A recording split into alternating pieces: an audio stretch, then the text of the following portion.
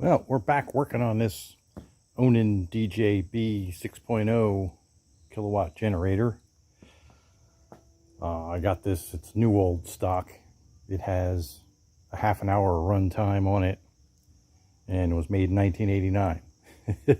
So we've been going through and doing some things. About a year and a half ago I tried to start it up, and this fabricated fuel line, which was shorter than this one, it's a braided hose and it just leaked all over the place. So, and then my power came back on and haven't really had a whole lot of power problems since, so didn't really work much on it.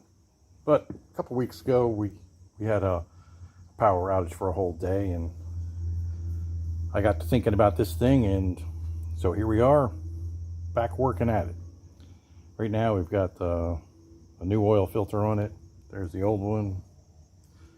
New fuel filters, and I should probably open this guy up, clean that out. The original fuel tank is a steel one, so you know, from 1989, so it's got rust inside, so we're just going to use a 5-gallon jug for now. All right, as you can see here, we had a little bit of an oil mess from changing the oil, so we added this extension onto our oil drain with some stuff that was laying around. Got the oil filter all changed, got it full of oil. Went in and started looking at how this 12 wire is wired. And we have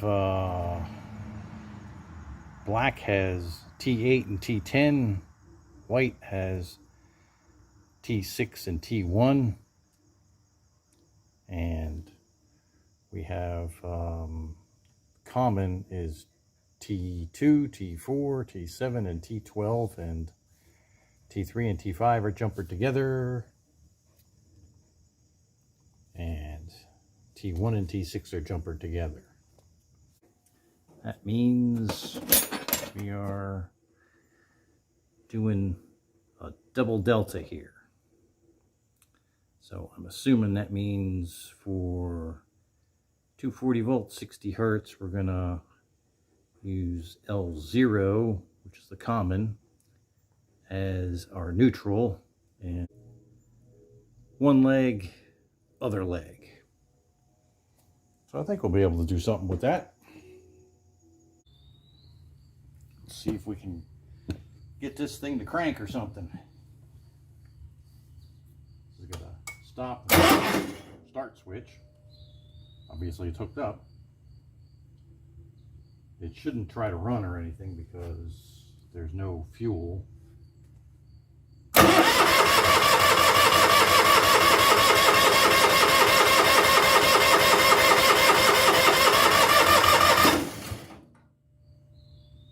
That was weird. Sounded like it tried to start. There might be a little fuel in here somewhere. Don't see any oil pressure yet. That's not good.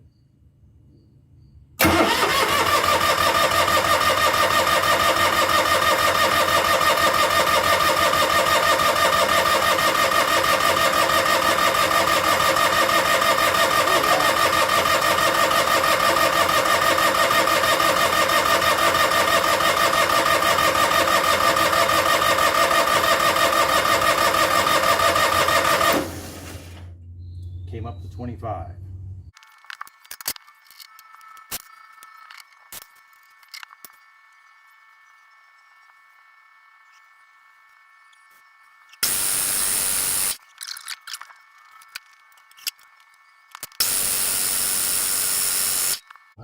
Got a fuel leak out of the top of this filter. You can see that in there amongst the stuff right at the top of this. There's a crush washer on top of the fuel filters, and it's hard to get in there to tighten stuff up, so we'll get that tightened up and get back at it. Well, we got oil pressure, but our fuel leak seems to be a little more serious than I thought. So if you can see back in there, this brass fitting that our new fuel line is connected to. That seems to be where it's leaking. So that means we gotta take the whole fuel filter assembly off again and see if we can't fix it. All right, problem found. Looks like this steel line, I probably cranked in a little bit too hard to this brass fitting because it's got a nice crack right there. So we'll whip that apart, see if we got another fitting, put it back together, and then we'll see what we got.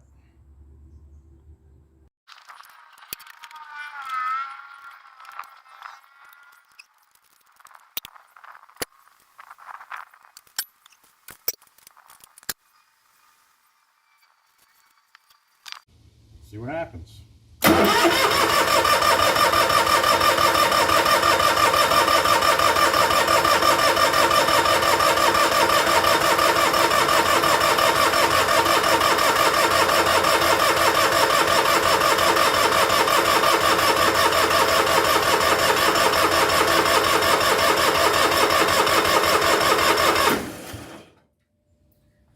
Nothing so far. Well, we don't seem to be getting fuel up to the injectors.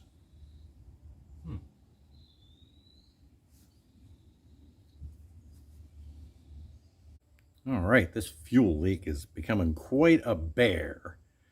And being that I've had the fuel filter assembly on and off probably 5 times now, I decided to mount it outside here. I just have this end bungeed just in case it does start, so it won't, you know, try too terribly to vibrate itself off.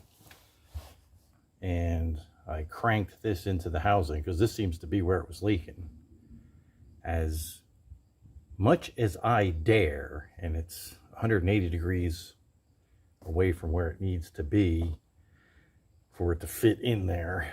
So this is just gonna be to see if we can get it to stop leaking. And I also took these 2 bolts out, cleaned up the crush washers, and cranked them in there real good because they were leaking a small amount too.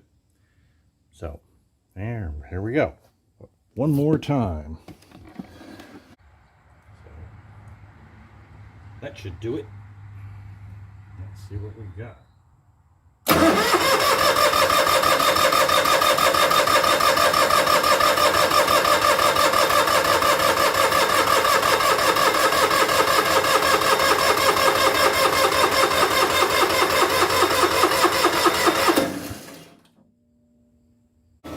All right, our last ditch effort here for today is to jump it with the truck.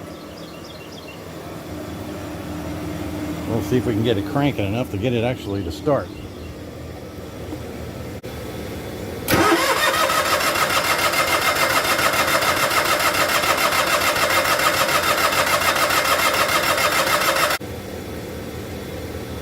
Looks like we've all but cured these leaks here.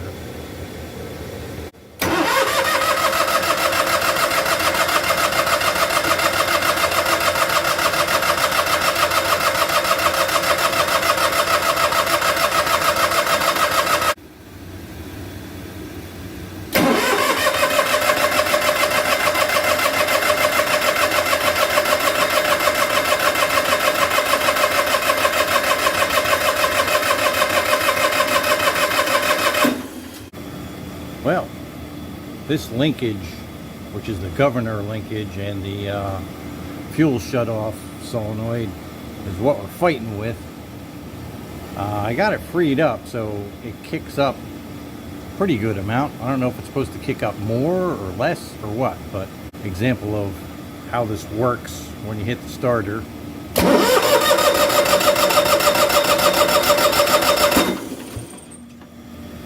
As you can see, this looks like it should come up a bit more. I've forced it up and down a bunch of times, and you know, sometimes it goes up higher, sometimes it doesn't.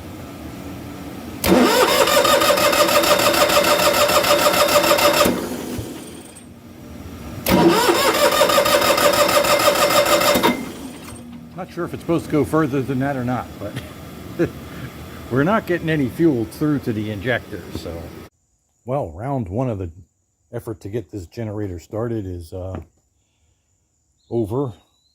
We'll see if we have any better luck tomorrow.